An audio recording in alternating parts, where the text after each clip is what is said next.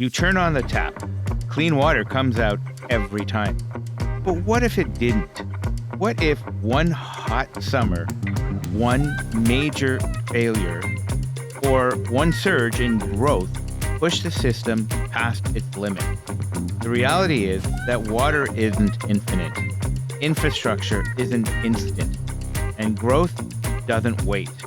Every time you turn on the tap, flush a toilet, or water your lawn, there's an entire network working behind the scenes, moving, treating, and managing water across our city. It's a system you never think about until it's the only thing that matters. So, what does it actually take to run that system? Where are the pressure points? And how do residents play a role in managing our water? Let's dive in. You're listening to the Real Ridge podcast, where we share the stories behind the headlines on topics that are shaping Maple Ridge. Before we jump into today's conversation, I wanted to give you a quick note. This episode was recorded before seasonal water restrictions came into effect in Maple Ridge. These restrictions are triggered by Metro Vancouver, and the city is required to enforce them in line with our local bylaws. The discussion you're about to hear is still very relevant because the core message remains the same. Water is precious. Our water systems have limits, and conservation matters. Current restrictions are an important reminder that while water may feel unlimited when it comes out of the tap, protecting supply takes planning, infrastructure, and everyday choices from all of us. If you'd like to learn more, please visit mapleridge.ca/water regulations. With that in mind, let's dive in. Today, we're joined by Davin Wilson, Manager of Water Utility with our engineering operations team, to learn more about one of the most critical and invisible systems in this city. From sourcing and treatment to reservoirs, pipes, and long-term planning, his team is managing a system that has to work 24/7 safely and reliably, no matter how fast the city grows. Welcome to the podcast, Davin. Thank you for having me today. So just give us a brief introduction of who you are. Well, my name is Davin Wilson, and I've been managing the water utility for about 11 years now. Been with the city for 17. A lot of my experience has been in design and construction from a civil background and working with the operations group in maintaining and operating utilities. Are you like the water whisperer of Maple Ridge? I guess you could say that. I know it very well. It's been my niche for over a decade now, but I also get to help out in other parts of the city as well. Oh, excellent. You know, in my introduction, we talk about the invisible section. Nobody really pays much attention. And I've said this for a long time. We're fortunate in where we live to have some of the best drinking water in Canada. And that's not by accident.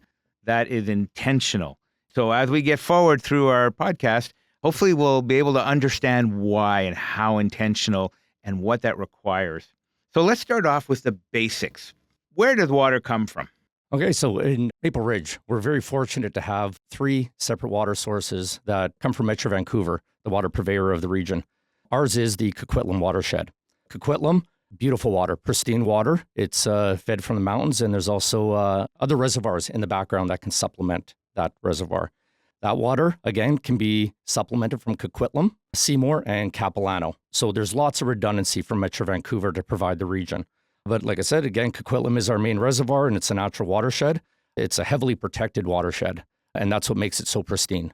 Metro Vancouver does a great job in protecting that water, making sure that individuals don't have access to it. There's no motorized boats allowed on that water, and its primary purpose is for drinking. So no fish, no fishing or anything like that in there? No, nothing at all. It is heavily protected, and its main source is just for drinking water and providing us the best water they can. I find it interesting because you said that in case of emergency or backup, that we could get our water from, you said the North Shore? Yeah, so it can actually come from Capilano and Seymour watersheds as well. So Metro Vancouver, again, they've done some great work over the last decade and so on building those redundancies, being able to share water from source to source. Okay, so I'm imagining we're not putting water in a truck and shipping it over here. So what does that infrastructure look like? These are large diameter transmission mains. Some of them are going through mountains, around mountains, and they're all interconnected. and a lot by gravity. And it just gives us that ability to share and make sure that in emergencies, it could be water restriction related, it could be water main break related, that the communities across the region does have water. Now, I know that here in Maple Ridge, not everybody is on city water. We have aquifers, we have wells. Tell us a little bit about that. Yeah, absolutely. So Maple Ridge, approximately, I think we're around 104 to 106,000 population right now. So we're growing rapidly, and it's a beautiful thing. Out of that 104, 106,000, about 95,000 residents are on city water. And that means their properties are serviced from a water main. They have water connections, and they pull from those mains.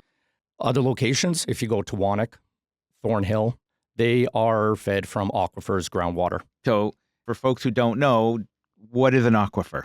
Oh, an aquifer is an underground reservoir, and it's nature's version of holding pressurized water. And when you tap into it with a well, again, some of these wells are shallow, and some of them can get incredibly deep. And really what you're doing, a shallow well might be 90 feet, and they can go up to 300 feet. So they're very, very deep and holds pressurized, pure water, beautiful water. And then once you tap into it, you can get water for your homes. And it's safe drinking water? Absolutely. How does that make it safe? I never understood that. You got an underground water source. Yep. How is it safe? Well, very good question. A lot of people think that. And a lot of it's, you get your natural minerals. And when they pull it up, it's a contained reservoir. It's not introduced to some of the pathogens or bacteria that you would get from surface runoff. And once you tap into it, you obviously want to protect your well. You want to protect it and cap it so outside influence can't enter into it. So that's how it remains safe to drink. Okay, that's good to know. But since we're talking about treatment and safety of water and public health depends on it, let's get into a little bit about that. What is the treatment process? Okay, so the treatment process, it's a very complicated process. And that's what some people might not necessarily understand. When they turn on a tap, they see water. They don't understand the amount of time and funding and planning that went into getting that water to a tap. So for Coquitlam, again, it's compared to their counterparts over at Seymour and Cap. Coquitlam, it's a shallow reservoir. For some high-intensity rainfalls, they don't see the impact on turbidity. So basically the suspended solids in the water. So through that reservoir, there's called ozone and also UV disinfectant. There is a little bit of filtration to take out some of the large objects and stuff like that, but ozone and UV treatment. After that, we always deal with a 2-barrier approach. First barrier is the ozone UV. Second is chlorine. Once it's chlorinated, that helps assist with killing any other bacteria while it's sent out in the transmission mains, distributed out across the region. So there's got to be regulations here. The government's got to get their hands in here somewhere. Well, let's talk about the government regulations. No, absolutely. For drinking water across Canada, a lot of water purveyors, they're heavily regulated, ensuring source protection, but then also distribution protection. That can look like there's the federal standards, Canada Health Standards. In British Columbia, we have the BC Drinking Water Protection Act and regulation. On top of that, we follow several other guidelines, the AWWA guidelines, EOCP, which is a governing body for all operators working on a system. They have to have a certain amount of training, certain amount of education, hands-on experience. They're heavily regulated in what they do. And that ensures that as the water is disinfected and protected, every step is covered along the way. So when you turn on your tap, you know it's safe to drink. And I like the term safe to drink. It's not free. Absolutely not. Government regulations are there for a reason. When we look at the safety, quality is an issue, of course. We want to have the best quality drinking water. But I'm more focused on the safety portion of that. What happens if we didn't have all these regulations, if we didn't have the redundancies in our pipelines? What happens? You see it in communities across Canada and even across the world. It's definitely not uncommon, but you can see limited supply. When you turn on the tap, nothing comes out. Boil water advisories, those are another scary thing. Knock on wood, Ridge has never had a boil water advisory, and we're very proud to say that. There's all these other items that come into it that if you're not regulating it, it could happen that, operators who are working on the system, who are not necessarily trained. You can get cross connections. You can get backflow, back siphonage in a water main if you have a reduced pressure. There's all these entities that come in because you want to make sure that mains are properly sized. They have proper pressure. They've been disinfected accordingly. And the people that are working on them understand the implications if something goes wrong. Because again, nothing is perfect, but this is where we have our checks and balances in order to make sure that everything is covered so that we meet the utmost responsibility from our government levels and making sure that that water is safe. How did we get to this point today? At what point, when did we start building these transmission lines of water? When did we start building this whole system? It didn't happen overnight. And again, I use the word intentional, but when did this all start? Very good question, because you date back to Maple Ridge. We're a small community, horse and carriage, a lot of wells, very rural in comparison to, say, Greater Vancouver back in the 30s and 40s. But as you kind of progress along, you can see Metro Vancouver's involvement in distributing water across the region.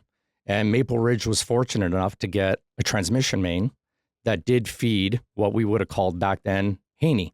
So transmission water came in and it fed a smaller area.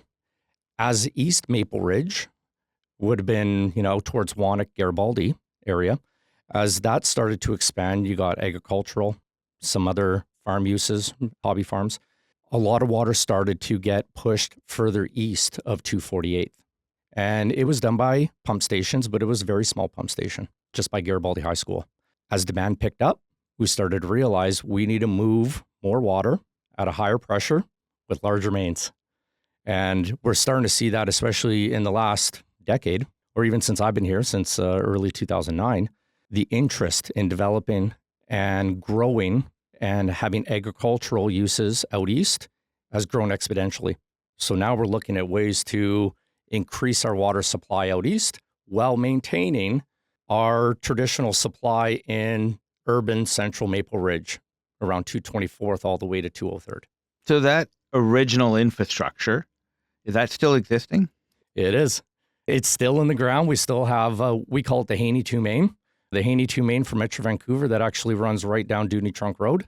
Varies in size, anywhere from about 2 feet to 2.5 feet in diameter. We have some sections 3 foot in diameter now, but some of that stuff dates back to the late 50s, early 60s. 50s and 60s. Yep. Well, what's the life expectancy of this infrastructure? Some of it, we look at 80 years. 80 years. We try our best to get 80 years out of a main. Obviously, water mains, connections, pump stations and all that fail in advance. That's why it's so important for operating and maintenance. When we maintain and we look after our assets, we get a longer use out of them. So I'm already using my fingers to calculate the math here. I think we're at about 70 years now. Yeah. So, oh man, this can boggle your mind. You're going to have to replace that infrastructure. So, I mean, we'll get to that in a moment because I'm really interested on, you talked about pressure zones and management, elevation challenges, distance, because as we go further and further east, we need new infrastructure there. Pipes, pump stations, reservoirs. This is a complex system. And who pays for it? I wanted to touch on that. It's a beautiful thing because Maple Ridge has one of the most complex water systems in the region. There's a few other municipalities, but provincially, we are a level 4 system. Level 4 is the highest you can go in water distribution. The reason behind that is because the complexity, as you mentioned. We have parts of the water system that are at sea level, and we range all the way up to 300 meters in elevation as we start feeding up into the mountains. So almost 1,000 feet high differential. We have very large pumps, several reservoirs that feed into that, rechlorination stations. So as we pump water, we want to ensure quality, so we rechlorinate as we pump our water further east. Pressures in the city range from 45 PSI all the way up to 280 PSI. So we have very high distribution mains in terms of pressure, and that helps us move water. That's the biggest thing, is how do we move water? And it's complex. It's absolutely complex. We definitely take it very serious in Ridge. I'm sorry. I just had this vision in my head of moving water. And are there any traffic congestions in the water system? It is interesting because I know we already talked about it, but The water systems are invisible almost because they're underground. People don't see it.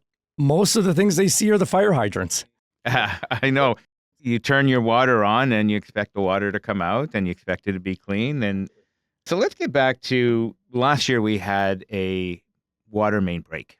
Okay. And I know the year before I was in Calgary for a conference, and the day we got there, they had a water main break. Theirs took at least a month to fix. And Montreal had one, Toronto had one, and not to be different from everybody else, we had our own.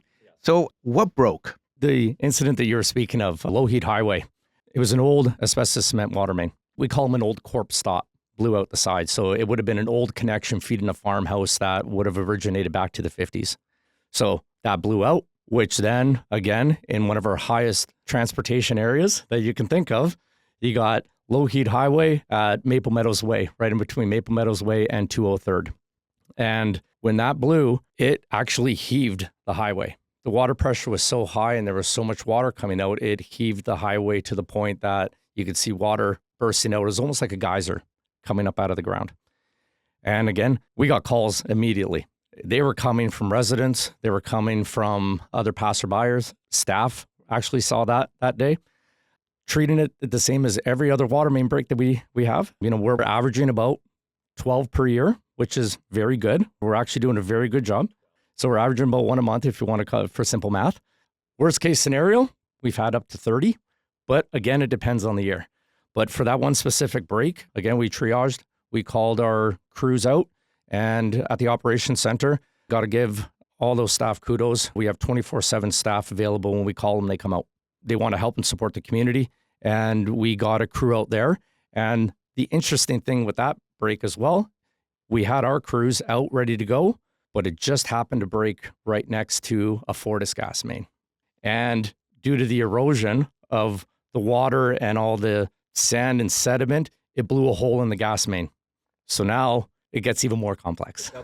Double whammy. And we don't see that often. But unfortunately, this time we did. And again, it's the processes that we have in place that are regulatory provincially, but then regulatory internal for Maple Ridge on how we attack one of those problems.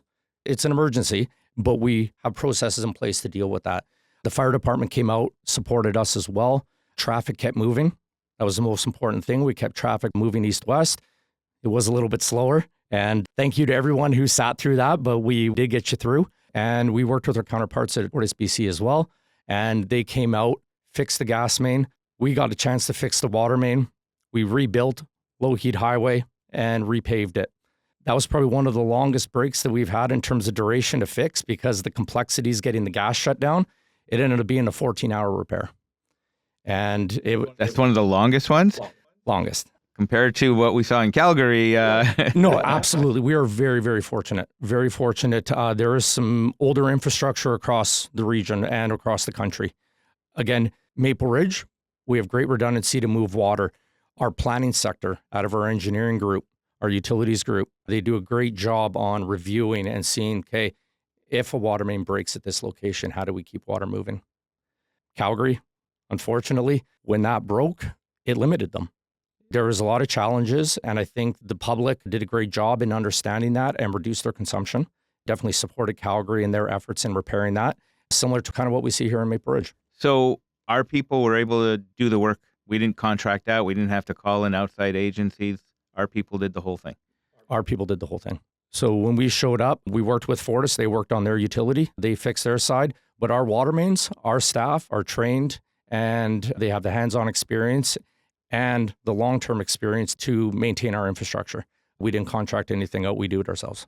So in that scenario, the water main that broke, I'm assuming that was back from the 1950s, that one likely? Yeah, it would have been early 60s, yeah. Early 60s. Okay, so one could say that the 100 years actually didn't give us 100 years. So how do we start to look at our infrastructure, which is aging, and know that we're going to have to replace it at some time? Are we being proactive and going section at a section at a section at a time? Or are we waiting for worst case scenario, then a pipe breaks and then we go in and fix that section at a time? Another good question. This can be an incredibly long conversation in terms of asset management for Maple Ridge. It's a beautiful conversation and I love it. You know, Maple Ridge would do a great job at, call it reactive and proactive planning. Reactive is, okay, you have a water main break. What do you do to fix it to support our customers? Proactive is what can you do in advance to try and predict? Predictions, sometimes are wrong, but it gives you the ability to plan projects, especially to try and time them with transportation projects, try and time them with development, or just try and time them with saying, okay, we need to replace this water main because it's feeding critical customers. So we would go through and do analyzing on our water mains. We will dig them up and take samples, try and predict the rest of its life expectancy. We keep up with our maintenance, operating and maintenance. That's a huge thing in our industry, that the more you maintain, the more you're going to get out of that asset. We flush our water mains regularly. We are checking them regularly by digging them up, sampling, and also working closely with our planning and utility groups to say, okay, we have an old piece of infrastructure in the ground. We might get another 10 years out of it, but there's a lot of development going on in this area. And the water main can be upsized. We need more water now, where a traditional 6-inch water main won't do it anymore. We need an 8 or a 10-inch to now start supplying more water. So there's a lot of planning that goes into it. And that's the proactive side, is to stay ahead of it. Okay, so I see some complications coming up here, especially with that one water main break. So let's walk through that for a moment. It happened on Lougheed Highway. Lougheed Highway is provincial, but the pipes are municipal? Correct. And where does Metro Vancouver come in? Okay, so Metro Vancouver, they come in on providing us water. So they provide the water. They provide the water on their transmission mains. Correct. But we provide the means and the methods to distribute that water. Correct. So when a main goes down, Metro has nothing to do with that. Correct. They will provide water from their reservoir. Gravity will feed to the Barnston Pump Station. That's a big, beautiful building just by the new dealership there on Lougheed Highway and Maple Meadows Way. That has the ability to pump water multiple directions. Maple Ridge has a pump dedicated to us where we can pump water further east. But you said it best, that they will give us water, but it's our responsibility to distribute it. Okay.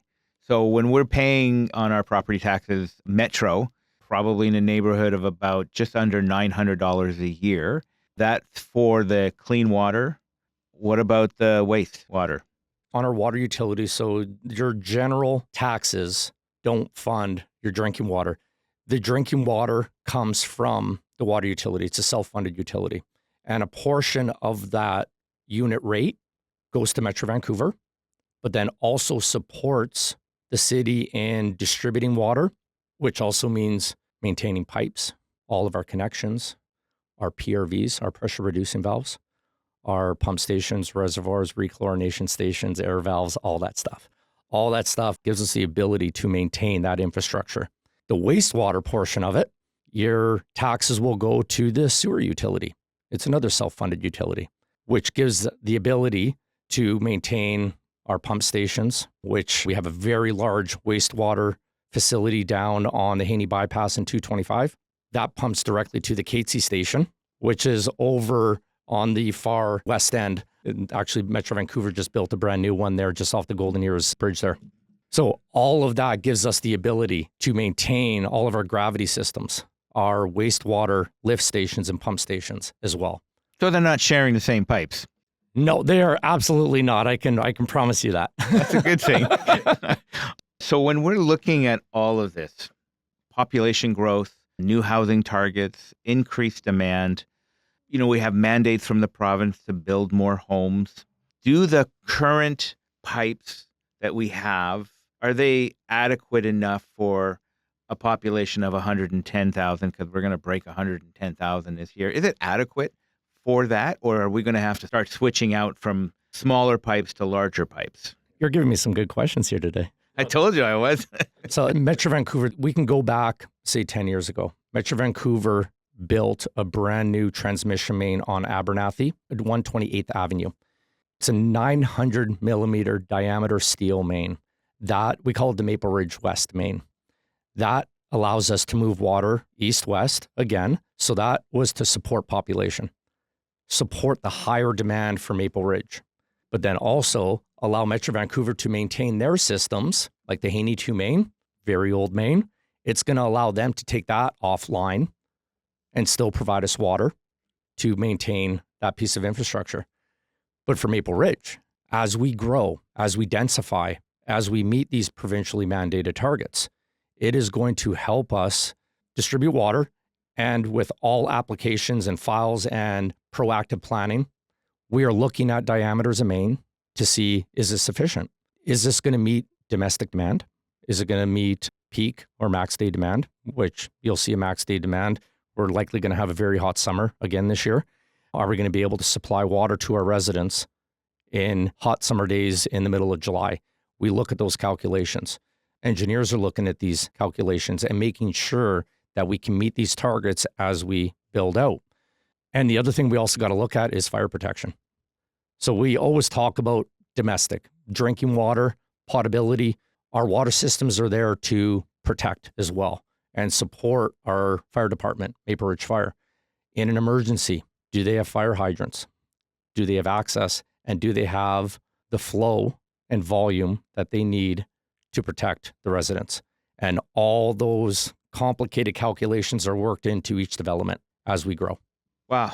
So as mayor, when I look at our development schedules and I look at 5, 10, 20-year plans, I have to make sure that our capital plan, and our capital plans are when you're investing money into infrastructure projects, for instance, that it's going to be adequate, not necessarily for tomorrow, but for 10 years from now, because you've got to accumulate money into a little piggy bank for water problems, for expanding the system. That's partly where some of that money goes. So if we're looking at a maintenance perspective, how far out do you look at? Like, we've got 500 kilometers of roads. So I can't even imagine how many kilometers of pipes we have.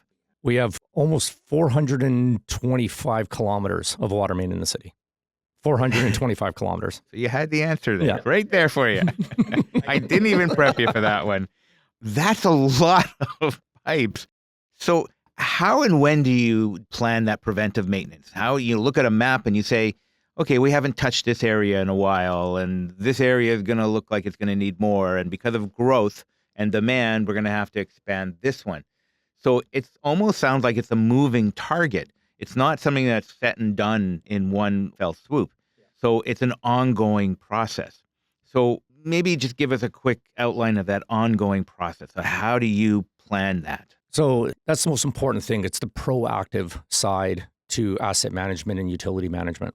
In Maple Ridge, again, like other municipalities, but in Maple Ridge, we do a very good job in terms of our service bases that we want to provide the public. So from a water utility standpoint, I look at saying, what is my main service levels? What do I want to provide? And that is, okay, we are going to maintain our fire hydrants on certain intervals, meeting insurance requirements, but then also ensuring that we have operating fire hydrants for Maple Ridge Fire. Then we also have service levels for water meters, reviewing setters, water main flushing, PRV maintenance, reservoir maintenance, pump station maintenance and repairs. We have everything in order at operations where we say, this is what we're going to do next year. This is the budgets we need in place to achieve these minimum service levels so we keep up. You raised a very good point. You don't want to fall behind. If you fall behind, you're constantly playing catch up. And that's not a good feeling. You can't plan for emergencies, but if you're always trying to catch up while factoring in your emergencies, it makes it very problematic. So that's where we have these minimum service levels to achieve certain targets, and that helps us. Then it also helps us with the capital planning, working with our engineering department and planning and finance department in budgeting, where we try and predict how much more life we have out of an asset, and then we get it into our 5-year capital plan. So it gives council and yourself the ability to start looking at required budgets over a 5-year plan, or maybe even into the future. Could be a 10-year plan. But that gives the ability to say, okay, we are going to need $50 million, $60 million over a certain time period to maintain our infrastructure over a prolonged time. We don't want it next year because that would be crazy. But let's plan ahead and have that conversation. Let's plan ahead and get that data into the capital plan so it helps all parties involved make the right decisions. You may not have the answer to this question, but I'm going to ask it anyways. Okay. Does the province or the federal government pony up any money for that? There are grants. Okay, there's grants. Yeah, there is grants, especially with some of the mandating residential building densification, small scale housing, that type of stuff. There are grants, and municipalities have to leverage that as much as we can to lessen the burden on taxes, especially utility taxes, but then also keeping that maintenance going on our infrastructure. So, and from my perspective, this is why it's so important. Yes, we have property taxes and they're there for a reason. You know, it's hard for people to see that their property taxes are going to something that they don't actually see.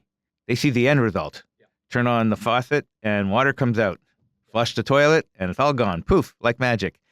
But that's partly what your property taxes are paying for.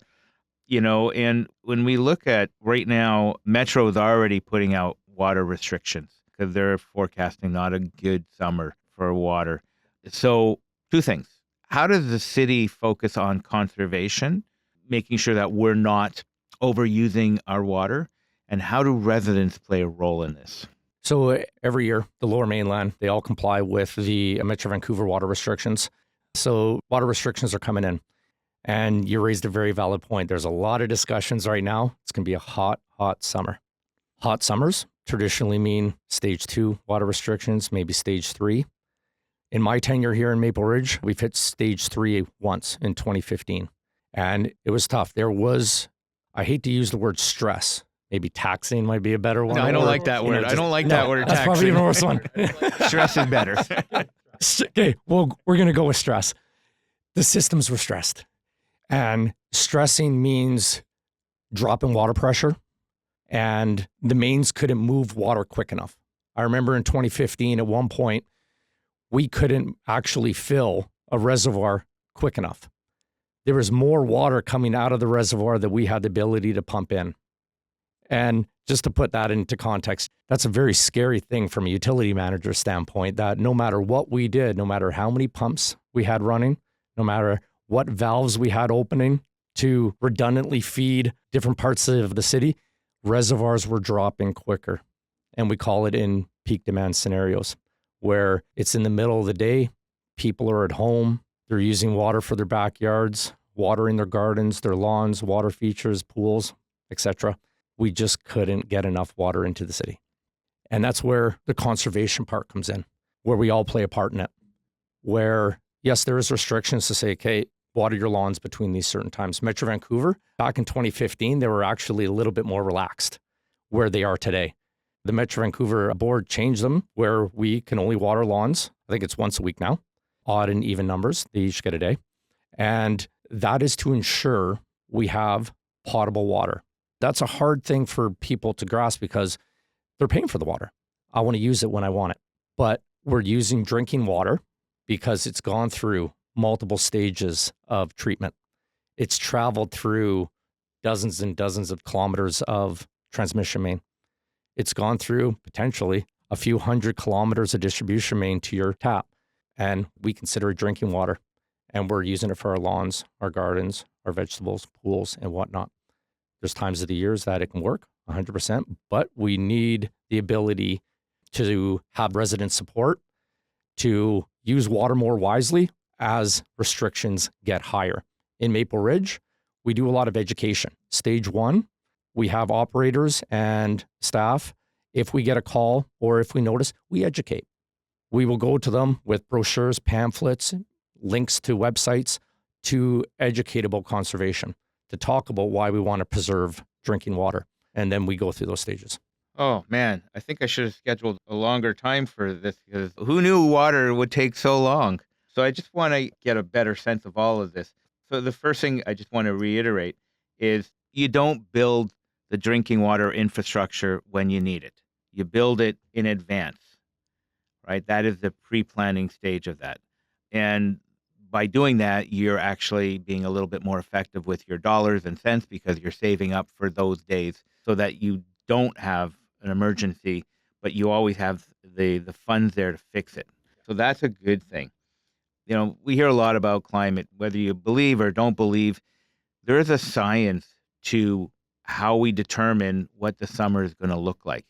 We look at the mountains, and if the snowpack isn't there, there's no water coming down, which feeds the watershed. So if there's no water coming down from there, where's the water coming from? Just Metro?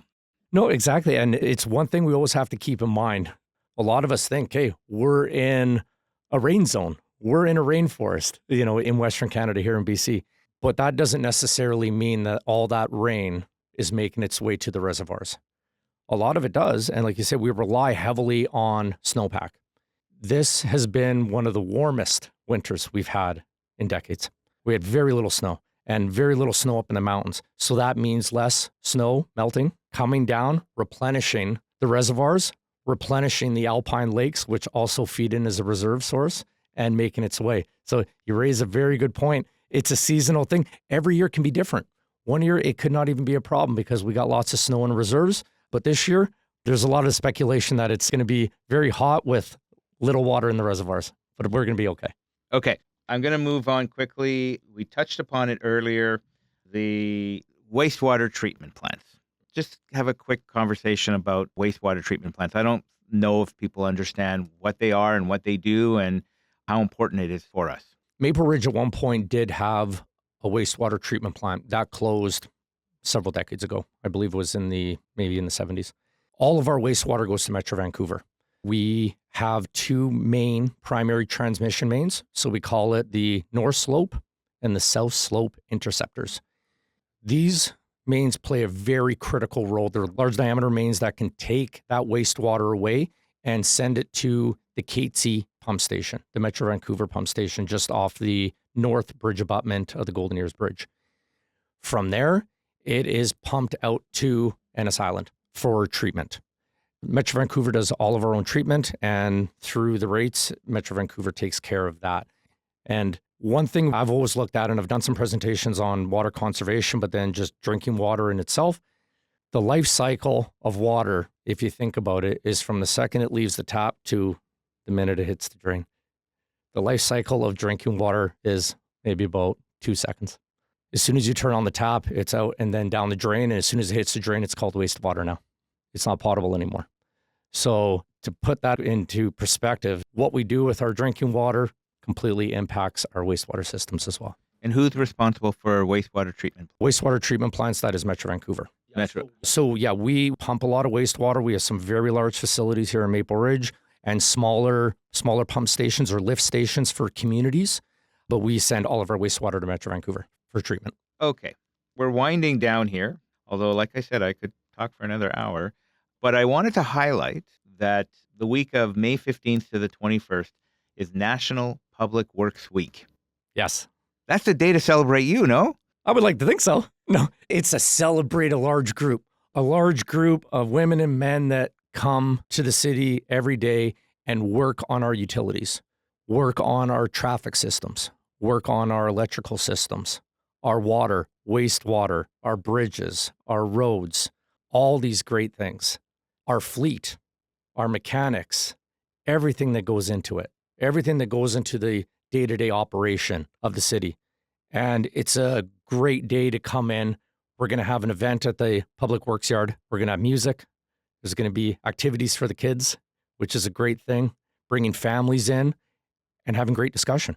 It's a great opportunity to come in and talk about construction, to talk about materials, parts, gravel, anything you want, or just come listen to some great music and have some food. I was at one of those events a couple of years ago, and I was amazed to see how many people showed up and brought their kids. And their kids love the trucks, the giant trucks. They love the tour. They love watching how things work. And that's when we first got our vac truck. And folks who were trained on it, and you could tell the passion. They love that vehicle. And that vehicle has been a saving grace for us over the last couple of years. With all the atmospheric rivers we've been having, we've been so proactive in getting out there and using that truck to remove a lot of debris and water and things that plug up drains. which then contributes to the flooding situations. So that party that you're talking about to celebrate is May 23rd, 2026, from 10 a.m. to 2 p.m. It's a lot of fun for the family, but more than anything else, it recognizes the people.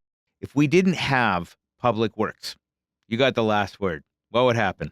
If we didn't have public works, oh, that's a big one. It goes back to everything we talked about today.